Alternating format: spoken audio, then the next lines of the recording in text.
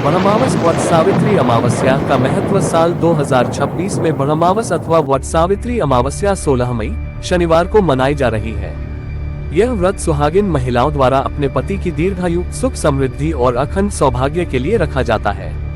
इस दिन वट अर्थात बरगद के वृक्ष की पूजा का विशेष महत्व माना जाता है।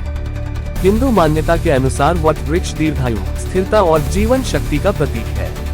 इसकी जड़ें, तना और शाखाएं सृष्टि के पालन और निरंतरता का संदेश देती हैं। इसलिए महिलाएं इस दिन वट वृक्ष की पूजा कर अपने वैवाहिक जीवन की सुख समृद्धि की कामना करती हैं। पूजा के विशेष नियम: महिलाएं प्रातः स्नान कर 16 श्रृंगार करती हैं। व्रत का संकल्प लेकर वट वृक्ष के नीचे पूजा की जाती है। बरगद के वृक्ष पर जल, रोली, अक्षत, चावल, फूल और मिठाई अर्पित की जाती है।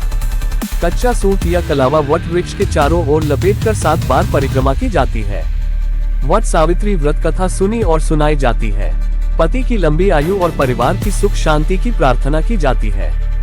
ब्रह्मावस क्यों मनाई जाती है? सावित्री और सत्यवान की कथा प्राचीन समय में मध्य देश के राजा अश्वपति की पुत्री सावित्री अत्यंत तेजस्विनी और पतिव्रता थी। जब विवाह का समय आया तो पिता ने उसे स्वयं वर चुनने की अनुमति दी। सावित्री ने वन में रहने वाले युवक सत्यवान को अपने पति के रूप में चुना। सत्यवान अपने अंधे माता पिता की सेवा करते हुए वन से लकड़ी काटकर जीवन यापन करता था। उसके पिता द्युमत्सेन का राज्य छिन चुका था। जब सावित्री ने अपने पिता को सत्यवान के बारे में बताया, तब वहां उपस्थित नारद मुनि ने कहा कि सत्यवान की आयु केवल 1 वर्ष शेष है। फिर भी सावित्री ने दृढ़ निश्चय किया कि वह विवाह सत्यवान से ही करेगी।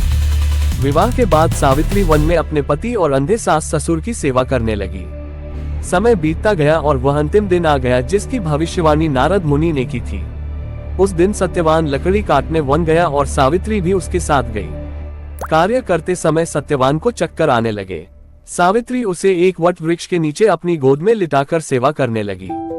तभी यमराज वहां आए और सत्यवान के प्राण लेकर चल पड़े।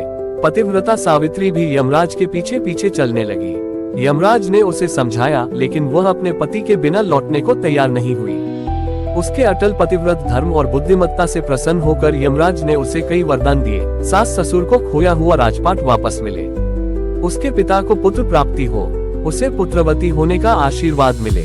तब सावित्री ने विनम्रता से कहा कि यदि उसके पति ही जीवित नहीं रहेंगे तो वह पुत्रवती कैसे होगी।